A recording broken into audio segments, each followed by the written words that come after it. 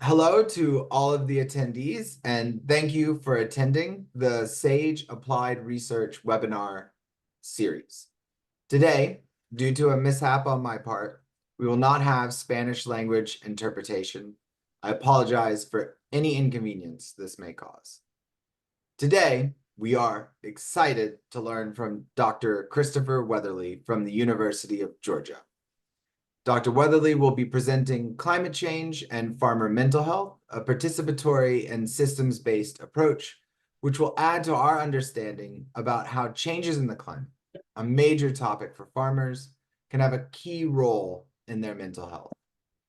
Before I turn the discussion over, please know that you can place your questions in the Q&A function. It's actually a lot easier to track there because we can document when they've been responded to. And you can do that at any time throughout the presentation. I will turn those questions over to Dr. Weatherly at the end of his presentation. With having said that, I will now turn it over to Dr. Weatherly. Thank you. Thank you. Thank you, Andy. Let me share my screen and go to slideshow. Current slide. Okay. Hi, everyone. Thank you for having me. Today, I'll be talking about the topic of climate change and farmer mental health. Here is a brief outline of what this lecture or talk will look like. I will give a brief introduction, review some evidence, both outlining the impact that climate change has on mental health and particularly farmer mental health. And then I'll unpack a little of the work that I've done in this area. And then finally, I think the most exciting part is the Q&A. And as with anybody that has done a Zoom lecture or talk, you know that what I'm going through, which is increasingly feeling like I'm losing my mind as I'm talking to a screen. So I'm excited to talk to you all when this is over. So first, just a brief introduction, which of course begins with hello. My name is Chris Weatherly. So I have a master's in public health and a master's in social work. And more specifically, I have an LCSW which is a licensed clinical social work. And I have about 10 years experience of being a mental health practitioner. This is a photo of me in an intensive outpatient program. So I worked predominantly in acute psychiatric settings. So for folks experiencing suicidal ideations or experiences, psychosis, or just basically the worst day of their lives. I also have my PhD. I got that actually about 1 year ago, and I'm a relatively new professor here at the School of Social Work in Athens, Georgia, at the University of Georgia. But I am somewhat from the area. I was born and raised in Tallahassee, Florida, and spent a lot of my adult life living in New Orleans. And actually, I just want to do a quick tangent to my identity, which is that I lived through and experienced Hurricane Katrina. This is a photo of me helping to gut out my apartment, which was completely destroyed, as was my car. My dad joke is that these are compact disc players of how we used to listen to music. I won't go too into this detail of my experience with Hurricane Katrina, just to say that it definitely informed my professional and research interests in terms of understanding climate change and its impact on mental health, but also understanding the concept of privilege and how, while I was certainly impacted, there are aspects of my life and identity and background which helped to inoculate me from the full brunt of traumatic impacts from Hurricane Katrina, although it did affect me mentally. Okay, so whenever I do this talk, I just want to go through some brief concepts, which I'm sure we all can understand. The first is that climate change is happening. The second is that there's a growing body of evidence indicating that climate change is having an impact on our physical health. And there's a newer and a bit more growing body of research looking at how it's impacting mental health, which I'll briefly unpack. But the big thing to take away from this is that climate change and its impact on mental health is disproportionately affecting vulnerable and marginalized populations. And whenever you do a review of the literature, farmers are always listed as a population that is vulnerable to the impacts of climate change on their mental health because of their reliance on the land and therefore reliance on the climate. So this is a brief overview of a framework that is cited a lot within the literature, going over how climate change impacts mental health. It's pretty self-explanatory. You have climate change in red, the mental health outcome in blue. This is occurring within an existing context, so existing disparities in environmental or physical health. And as we well know with farmers, they have an existing disparities within the field of mental health. So within this context, you have either direct impacts, so you have like in a storm or a hurricane hitting and it's having something like a traumatic impact, or you have these impacts that pass through disruptions in, say, physical health, like heat stress, social order, like climate migration, or in the case of farmers, disruptions in livelihoods. And so this is what the literature is building on. And what is happening in the field of climate change and mental health is researchers are calling for basically to zoom in on these arrows and to unpack the underlying mechanisms and pathways so we can have a better understanding of the directions and how exactly climate change is traveling through existing systems to impact mental health. So this sort of leads into the work that I did and the work that I'll be discussing, but some ways that scholars are calling for ways to address these gaps in the literature is to recommend something called a systems-based approach, which is a holistic and sometimes interdisciplinary way of mapping out the relationships between interconnected elements of multiple systems and how they connect to an outcome of interest, like a mental health outcome, as well as participatory methods, which are, of course, methods that put the population of interest front and center and puts their voice front and center. So in short, what we're seeing is to having a systems perspective allows us to get a more realistic view of underlying mechanisms between climate change and mental health. And we can build more accurate and relevant theories that reflect these complicated intersections. So we could build from something like this to something like this, which is not my work. This is from a systematic review of drought and its impact on mental health. This is very much understandably called by some a spaghetti plot. But again, having a systems perspective allows us to have this more realistic view, but we can also use this to identify unexpected, innovative, or perhaps unconventional intervention approaches to lessen or mitigate these impacts. So for example, you have drought. I know you probably can't read this, but it's impacting employment and financial constraints, which is causing children to not attend school to help with the family business or family finances, which is causing stress, which is causing depressive symptoms, which is causing suicide. So I use this as an example to say that instead of, say, arming a community with mental health professionals, you can instead do an intervention of, say, childcare to kind of do a more broad or far-reaching intervention that is more cost-effective that could mitigate these impacts. Okay, so that's my overview of the literature very quickly and as best as I could do it. I'm now going to go on to some of the work that I've done within this area. Particularly, I'll be going over my dissertation, which I defended. I think this may be the year anniversary.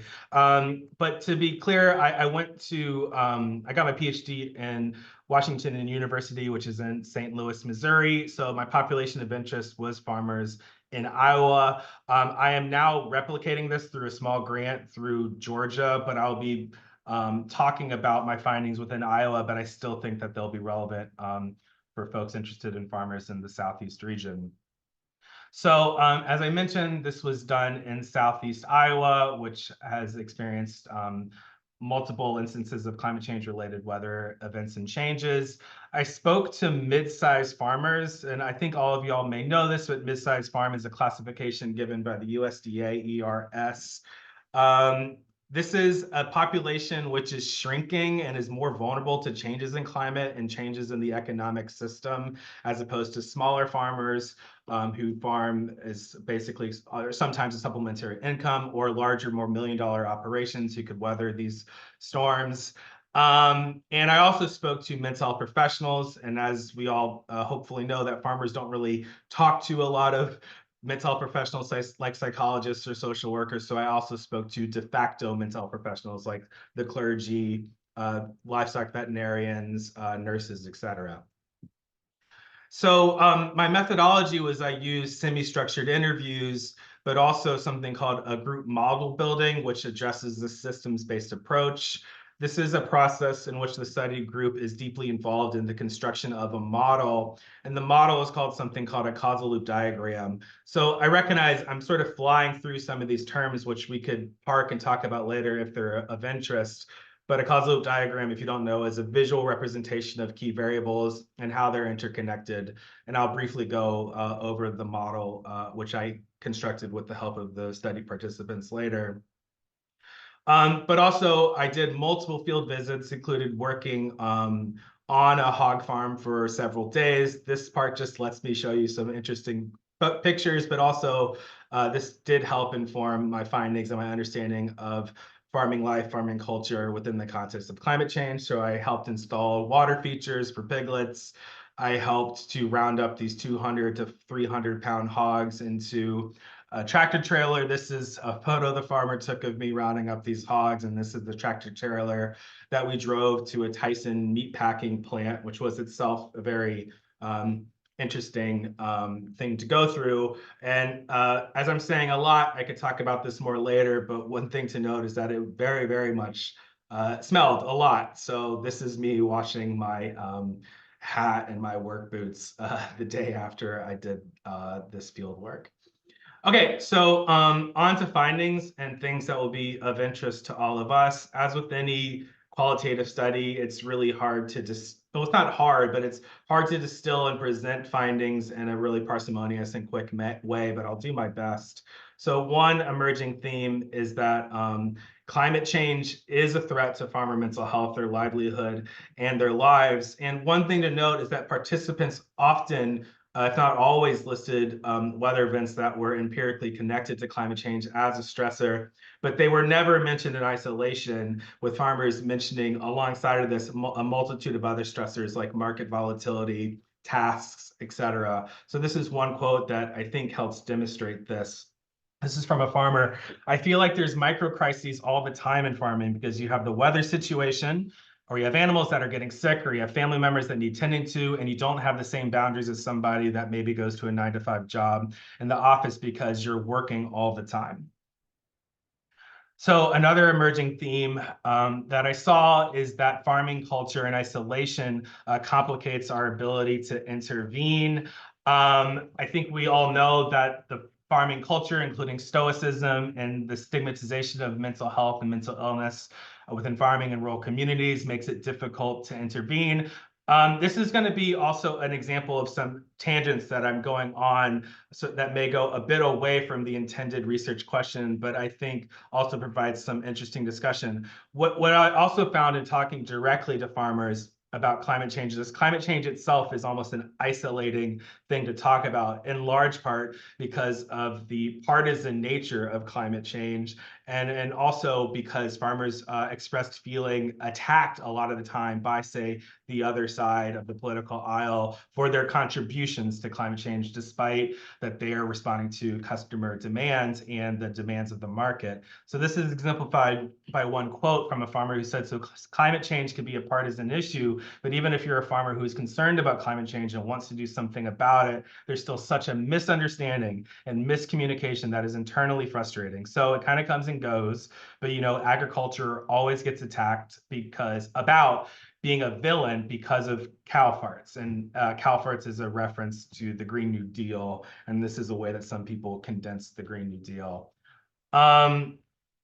So the last emerging theme that I'll talk about before going to our model is that current policies complicates farmers' ability to both adapt to a changing climate and to also mitigate the impacts of climate change. And here's one example of this. It has to do with the USDA crop and livestock insurance program, which, again, I'm sure most of you all are familiar with, but in short, it's a government-backed program that provides a subsidized insurance to farmers at a reduced cost. And it was designed and implemented actually after a combination of man-made and nature-made climate disaster, the Dust Bowl in the 1930s. But this was designed to help farmers manage losses in revenue due to risks associated with farming, including disasters and crop failures. And so one emerging theme in the conversation involves some criticisms with this existing program as it relates to climate change. One being that, and this is backed by data, that the US government will be shouldering more payouts as climate change or climate continues to change. And we're seeing this increasing payouts for reasons like flooding and droughts. But also the current system neither encourages farmers to adapt nor reduce their own emissions. So while the climate is continuing to change, it's not really encouraging farmers to adapt to a changing climate or to engage in practices that mitigate future impacts of climate change. And this is uh, mentioned by one farmer who said one of the key things that would really move a lot of this forward would be to change that crop insurance system or other federal farm programs to ensure that people have to be building up their resiliency so that they're less of a liability for the taxpayer. To change the way that you can actually stay enrolled in the program, that would definitely make people look very differently.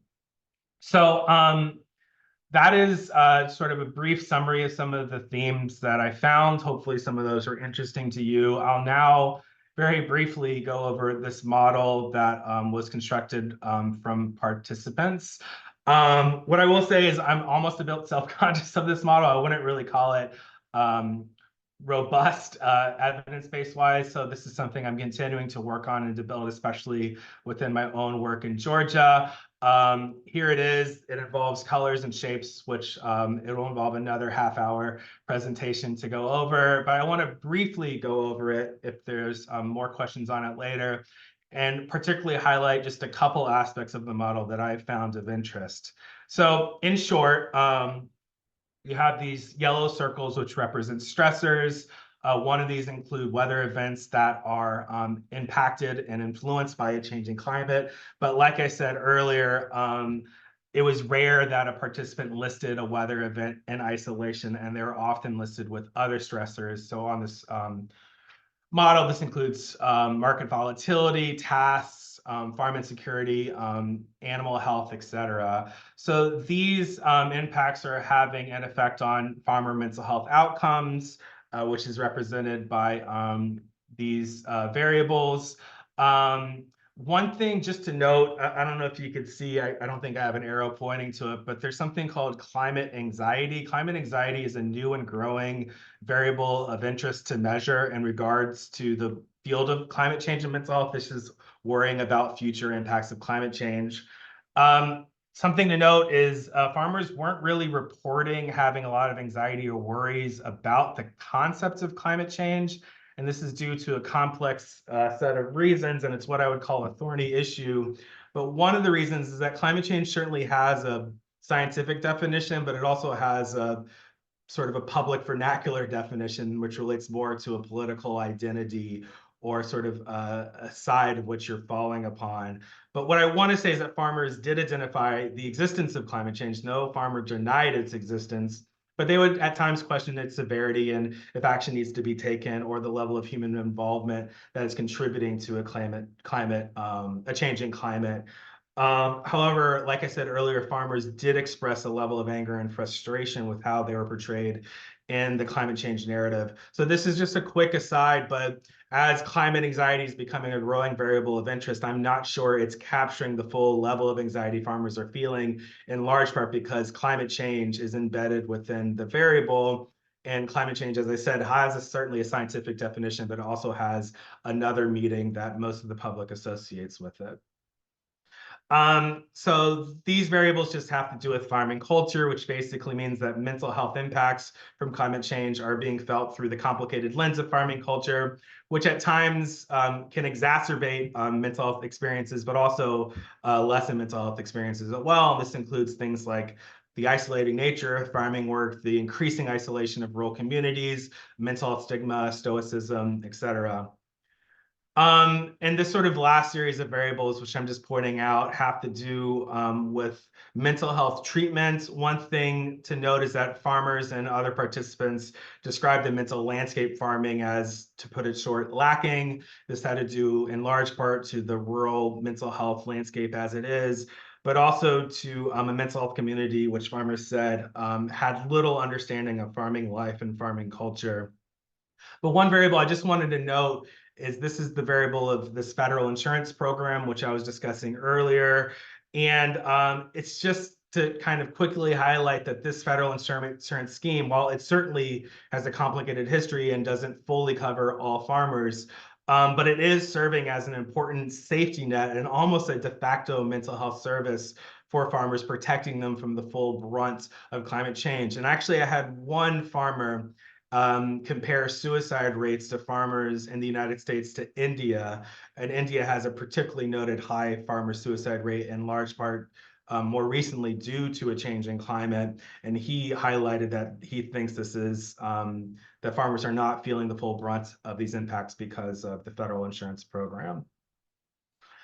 So there's one last thing I want to show about the model that I found of interest, which before I go into conclusions, but this quickly highlights what I call the iterative process of qualitative research.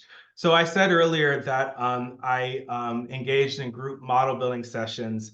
What I didn't say was this was the plan. This didn't necessarily happen. So it happened with a group of mental health professionals, but it didn't happen with farmers, in large part because of a growing stigma because of mental health. And folks were telling me that it's really difficult to get a group of farmers to talk about mental health in a group together. Even if you're talking about it in the third person, things could get out in the community about someone's mental health status. But this was intersecting with the growing context of increased competition amongst farmers for lands and resources. And this is exemplified by one quote from a therapist who explained this to me. Someone in my community ended up having a mental health condition. It went like wildfire through the community, and people were talking, oh, do you think they'll sell the farm? And this guy owns a great deal of the acreage around me. He's a very well-known farmer. And then the other farmers say, do you think we should buy him out?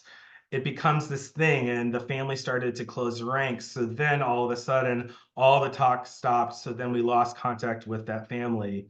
So this certainly affected my methodology and my approach. I did not want to put farmers at risk for stigmatizing views within the community, but also didn't want to put them at risk for losing access to rented land and possibly losing the farm, which could obviously have detrimental effects. And so one way I tried to indicate this within the model is what's circled here is something called a reinforcing loop. This is part of a system dynamics causal loop diagram. And what this basically means is that the variables have a reinforcing effect as they sort of loop around. So as they continue to loop around, their impacts grow and grow. So basically, I don't know if this is crudely done, but how I tried to represent it was you have increasing adverse mental health experiences. Farmers are very much driven to want to receive help and support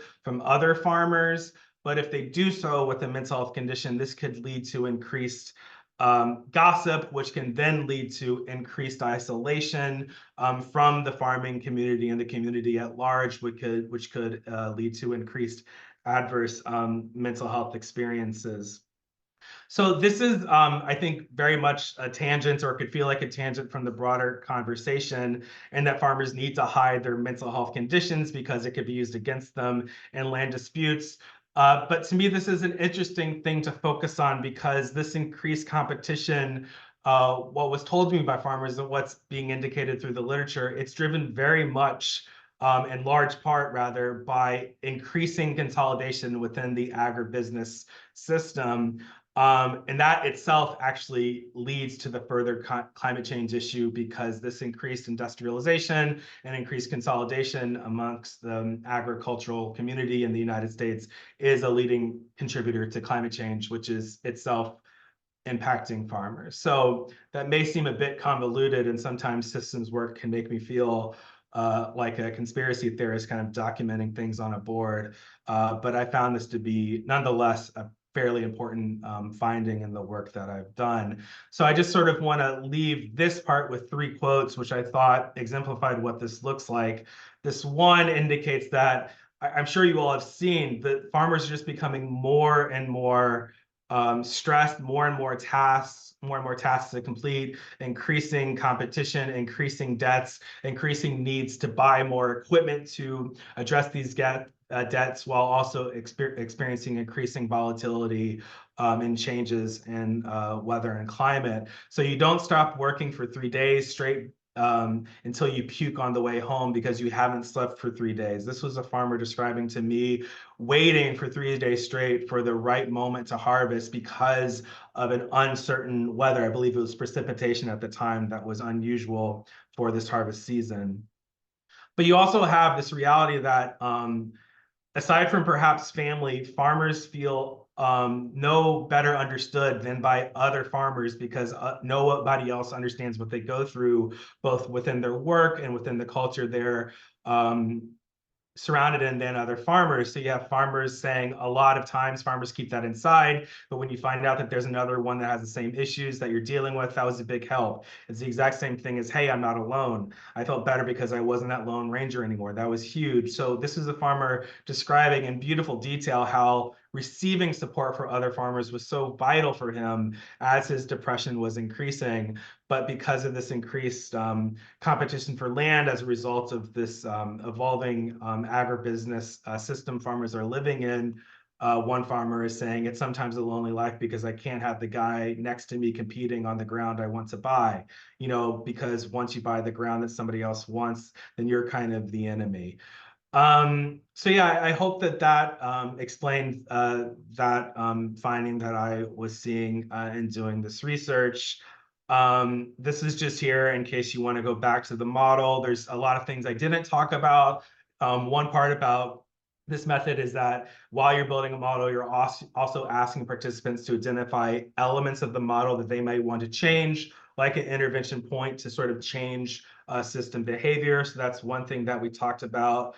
But I'll just go on to the conclusion, which is that although this was a very small, right, small qualitative study, the findings that I was seeing both in Iowa and what is emerging down in some of the small work I'm doing down here in Southwest Georgia is that climate change is acting as a stress multiplier for farmers. So you'll see this a lot in the literature. Stress multiplier is actually a term that was come up with by the Department of Defense in regard to climate change and its impact on, it may have been terrorism, but we're seeing stress or threat multipliers. So farmers already live and inhabit a very stressful system and a very stressful life. And so there's a multitude of stressors that they're experiencing. Climate change is just another one that you're adding that is also sort of weighing down on the other stressors that farmers are experiencing. And so this is contributing to widening mental health disparities. It's making things more difficult, and it is and will continue to have further mental health impacts on farmers through these pathways in which I briefly described. So again, I sort of tacked this on at the end, but I found this to be interesting. But I just wanted to note that this is occurring within an existing context of increasing farm consolidation trends, which is leading to a disappearance of mid-sized level farms and leading to increased competition and distrust among fellow farmers. So it's contributing to shrinking mid-sized level farms, and mid-sized level farms are an important link within the link of family farms within the United States, and they also are really important to rural systems, taxpayer systems, and rural population size as well. And so, yeah, just some future directions to maybe think about when researching this or trying to find ways to mitigate or to address this issue of climate change and farmer mental health. One is just that more research is needed and more robust research is needed. And this includes taking models like perhaps I've made and sort of inserting data within these models so we could sort of see the exact effect sizes of these different pathways so we can design more effective and more innovative interventions. But one very broad stroke, which is just, I feel like I always need to say, and which is to me so obvious and such a given, but one way to help protect farmers and rural communities at large from the impacts of climate change is just to build up and address disparities within rural mental health care, which is such a large task, but still needs to be highlighted and addressed nonetheless. This is also a very broad and large statement, but we need to interrogate our current food consumption and agricultural production practices. And this needs to be done in a way that includes farmers in the discussion. I think a lot of these conversations, I had a lot of farmers bring up Roundup and a lot of farmers bringing up the carbon footprint of something like an Impossible Burger. And there's a lot of defensiveness that, to be fair, I think is amplified by things like the media. But nonetheless, it's kind of a cliche thing to say, and it's almost headache-inducing given what's actually happening to our world and country right now. But better communication is needed, and to sort of see also the impact of our agricultural system on climate change. And this just leads to my last point, which is we need to increase cross-cultural, political, and research communication on the topic of climate change, just in general. And that's something that I'm really, really interested in doing, and I think will be hopefully a cornerstone of my career moving forward. So again, broad strokes, but things I wanted to highlight. And I didn't mention all the photos in the presentation were from the field up in Iowa, but that's my presentation. According to my PowerPoint, I'm at 29 seconds, 29 minutes and 29 seconds. So I think I did okay time-wise. I'm really interested in hearing y'all's thoughts, even if they're in disagreement with some of the findings that I presented. Thank you.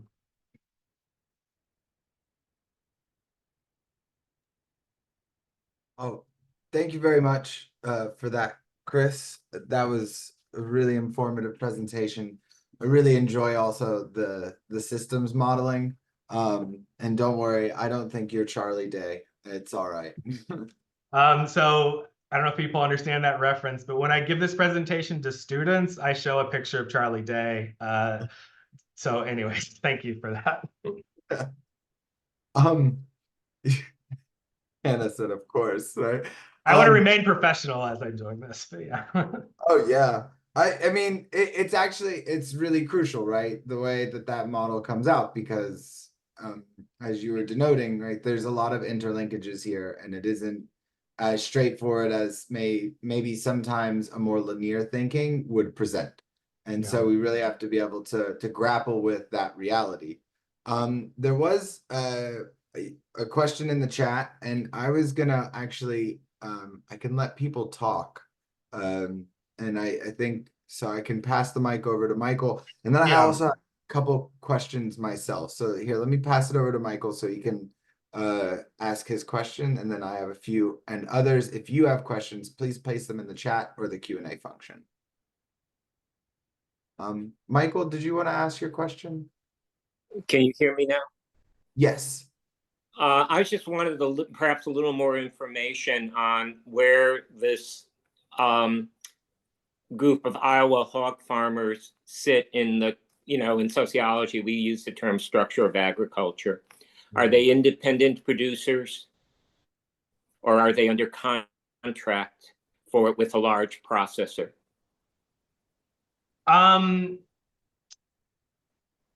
I don't know if I'll be getting this right. I think there's sort of a combination of both. They're independent, but they are sort of stuck in two contracts with like meat processing or corn or soy processing entities. So one farmer that I spoke to at length was having a massive contractual dispute with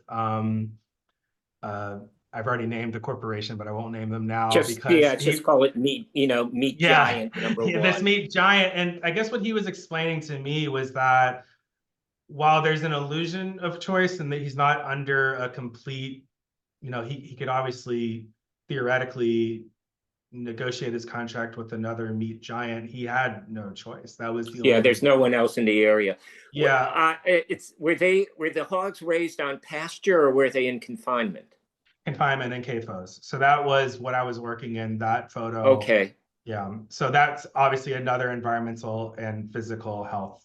But yeah, I'm sorry. I think you were going to say something else. Yeah, that's all. I don't want to occupy the time, but yeah, I mean, there is a literature specifically directed at farmers who are part of CAFOs and the limited choices that they have and the competition that they're under.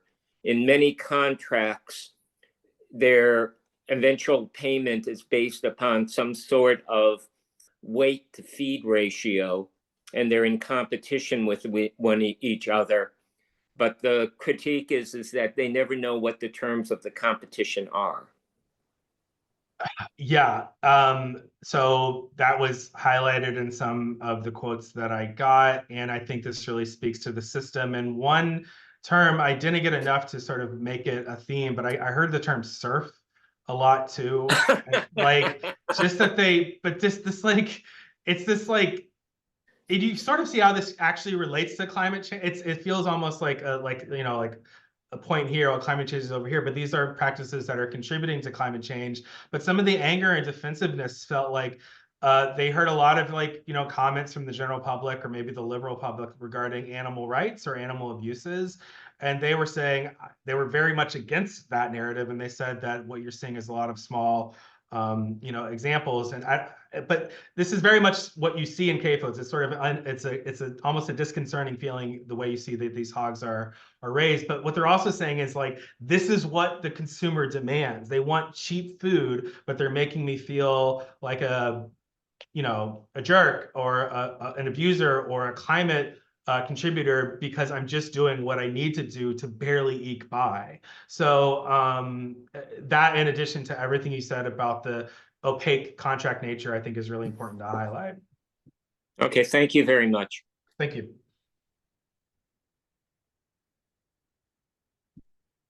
Well, so I have a follow-up on that exact point. I was wondering about, okay, so they have a perception of, being villainized.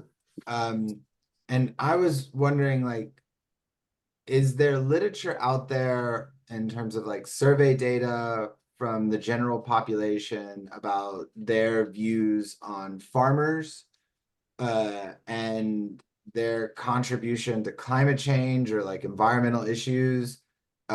Is this more of a media narrative, a way of kind of framing the general population as being against farmers? You had mentioned the cow farts thing, for instance, or is it like it's a political piece because of maybe the way media has represented policies? I was just wondering if you could unpack this a bit more around just this idea of being villainized.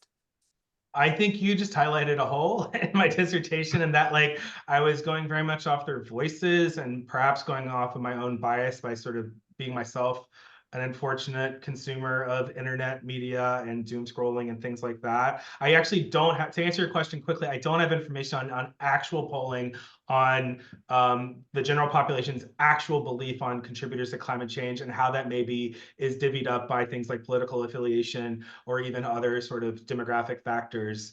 What I do have is that, U.S. agriculture is a massive contributor to greenhouse gas emissions globally. And so there is that fact.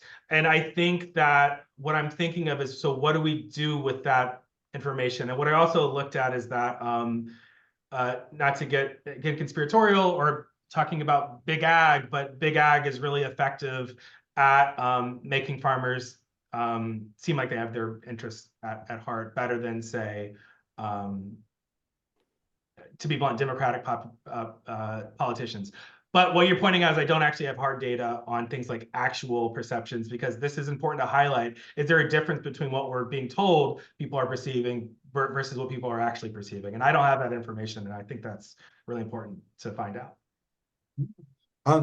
Thank you. And so this conversation here is generating a lot of good questions. So another question just came up in the chat. And Hannah, I'm gonna unmic. I don't know which one. So you can just ask it. Yeah, it'd be helpful. It's a great question, but yeah, it's actually McGurr. I'm using Hannah. There you go. Yeah, so sorry about that. Full disclosure. Yeah, just basically, so many of the farms, especially in the Appalachian region, that are converting to pasture-based systems and are building tilth and regenerating the soil, right? It's a very different scenario scientifically than these high intensive farms and the large corporatized, consolidation. But those messages get lost in the media often. And so my question specifically is, have you interviewed any farmers who are using regenerative means to produce their animals and get them to market? And how does that compare contrast to the experience of, people are mad about cow farts? Yeah, so particularly in Iowa, most of this conversation on the regen movement focused around crops and soil health and cover crops and no-till agriculture. And so there are certainly folks that have made that full-scale switch, but that requires a lot of capital, and it's not exactly what for many folks. It just they had a very broad interest in engaging in regen or just conservation tactics, not just because of its goodness for the topic of climate change, but because that's what the great grandparents did, and that's what they know is better for the product and better for the health of the surrounding environment. I had one farmer that was particularly interested in the health of the Gulf Coast region, as you have runoff from pesticides into the Mississippi River. But what a lot of folks talked about was that they felt confined because of things like structural issues, like the USDA-backed insurance scheme, which doesn't promote folks making those changes. So I have talked to one farmer in Georgia that does a full regen operation, and what he's saying is that it's just very difficult, especially for these mid-sized level farmers who this is their sole level of income, to sort of make that switch without a lot of not just supports, but sort of shifts within the system. So I know that this is a growing trend and it's definitely happening, but I was particularly interested in how people felt trapped and that they couldn't engage this because of systems level factors. Well, and this gets to a point you were raising in the presentation, right? About how they viewed federal incentives. So is this what they were meaning in part, was that federal programs should be there to provide either that initial capital or to support these shifts in their practices, if that's what's being called for? Yeah, so this is and also I just want to note, White Oak Pastures is someone who I've talked to and visited down here in Georgia, and is a wonderful example of a full regen movement. And we had a conversation about, I'm sorry, I will address this, but just about so I think there's also cultural factors preventing farmers from doing this work, because I think, and this is just a not well-formed hypothesis, but that perhaps they think that this means you're sort of switching sides politically, when it doesn't mean that. But Andy, to your point, very, very complicated, and I'm not gonna be able to explain it well because it actually falls out of my level of expertise in terms of like things like economics and other factors. But what I was at least hearing was that, let's say you have a crop and the crop is completely destroyed by a drought. And this is a drought that is, droughts have occurred throughout time, but this is a drought that is increasing likelihood because of a changing climate. What would be better for you is to either plant like a drought resistant crop and to engage in agriculture behaviors that reduce carbon emissions. Again, very, very simplified. It just doesn't make sense financially for farmers to engage in these tactics, because it's just easier for them to get the payout and to keep going. And that's why you're sort of seeing, again, really simplified graphs of rising payouts, because there's increasing climate change related weather impacts, but folks aren't doing those adaptation and mitigating tactics. What I should say is that that's not the full story. It is happening to smaller degrees, and I think there are systems level changes, but that's just sort of a broad picture description of what I was hearing.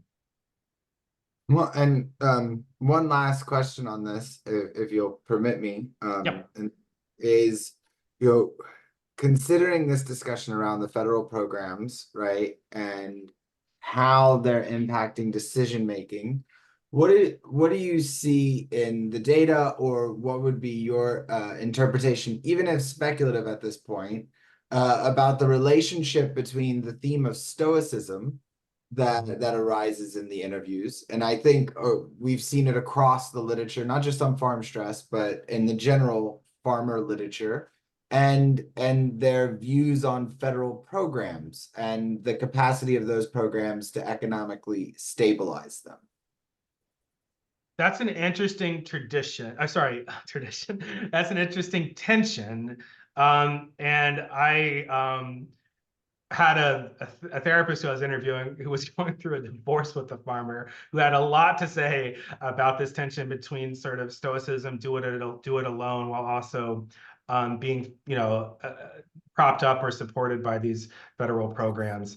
I think that I just think in life that there's a lot of interesting sort of cultural beliefs that we hold that sometimes go in conflict with the actual system's reality. But what I also just wanted to note is that Stoicism within the farmer mental health literature is known as a factor that increases adverse mental health conditions, but it also is sometimes a protecting factor. And what a lot of farmers talked about was their ability to push through a stressful life that the general population cannot push through. And I think it's something to celebrate, and it's an aspect to uphold and to honor and to revere. But what a lot of these farmers were sort of holding on to was a way of life, a way of farming, a way of working that they connected to intergenerations. All the farmers I talked to were intergenerational farmers, but the reality was and is that their farming, their agricultural production is vastly different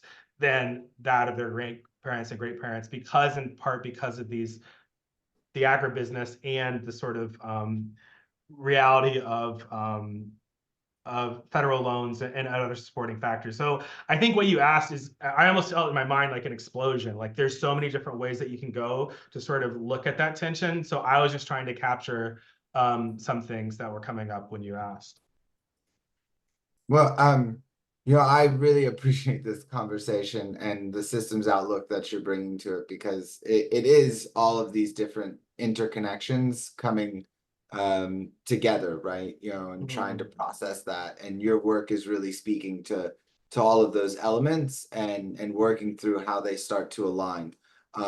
So I really appreciate your time today. I'd like to thank also Mike and Michael for their questions, because they also really spurred on further this conversation. And I know we all look forward to seeing your research as it comes out. Definitely share it with us, and we can send it out with the Sage newsletter. And I hope you have a great rest of your day. Thank you. I appreciate this opportunity, and I appreciate everyone's attention and focus and contributions. I look forward to hopefully working with a lot of y'all in the future. Thank you. Yeah, very much. And thanks to the audience. I hope y'all also have a good rest of your day, and we'll all talk soon. All right. Bye. Bye.